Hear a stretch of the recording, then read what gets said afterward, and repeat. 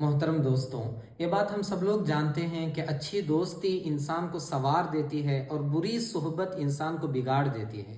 اسلام نے اچھی صحبت کی خوب حوصلہ افزائی کی ہے، اور اس کی اہمیت کا اندازہ ہم اس بات سے لگا سکتے ہیں کہ روز محشر لوگ جب اپنے اپنے نام اعمال کو اپنے ہاتھوں میں لیے سورج کی گرمی میں جل رہے ہوں گے، تو اس وقت عرش بری کا جن 7 طرح کے لوگوں کو سایہ نصیب ہوگا، ان میں سے ایک وہ لوگ بھی ہیں جو اللہ کے نام پر جڑتے ہیں اور اللہ کے نام پر جدا ہوتے ہیں۔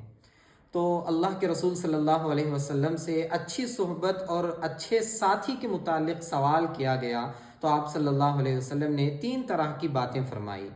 نمبر 1 کہ من ذکرکم باللہ رؤیتہ، یعنی جنہیں دیکھ کر اللہ رب العزت کی یاد آ جائے۔ اور دوسری بات رسول صلی اللہ علیہ وسلم نے فرمائی وزاد فی علمکم منطقہ، اور جس کی بات چیت، جس کی گفتگو تمہارے علم میں اضافہ کرے۔ وَذَكَّرَكُمْ بِالْآخِرَةِ عَمَلُهُ، اور تیسری بات بتائے کہ جس کے اعمال کو دیکھ کر تمہیں آخرت کی یاد تازہ ہو جائے۔ تو ایسے دوست ہمیں اللہ رب العزت کے بالکل قریب کر دیتے ہیں، کیونکہ یہ دوستی کے متعلق جو حکایتیں آئی ہیں ان میں سب سے بہتر حکایت میں نے یہ پڑھی کہ اچھا دوست، اچھا ساتھی وہ ہے جس کے سامنے گناہ کرتے ہوئے تمہیں شرمندگی محسوس ہو، اور برا دوست وہ ہے جس کے سامنے نیکی کرتے ہوئے تمہیں شرم محسوس ہو۔ چونکہ ابھی رمضان کا وقت ہے تو ہم خود اپنا محاسبہ کرنا ہے، اپنا حساب لینا ہے کہ ہم کس طرح کے دوستوں کے ساتھ اٹھتے بیٹھتے ہیں، اور کوشش کریں